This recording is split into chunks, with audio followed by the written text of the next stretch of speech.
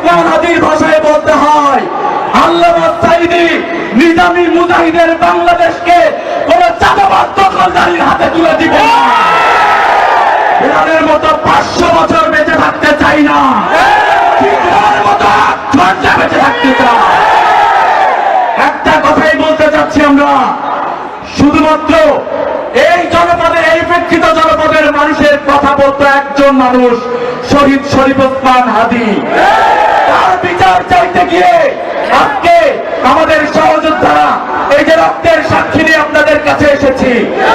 আজকে আমাদের যিনি এমপি ক্যান্ডিডেট আছেন, আমরা চাই তার জায়গা থেকে প্রথম উদ্যোগ হবে শহীদ শরীফ ওসমান হাদির হত্যার বিচার নিয়ে। সাথে সাথে আপনাদের প্রতি একটা অনুরোধ থাকবে, গণভোটে অবশ্যই হ্যাঁকে জয়যুক্ত করতে হবে।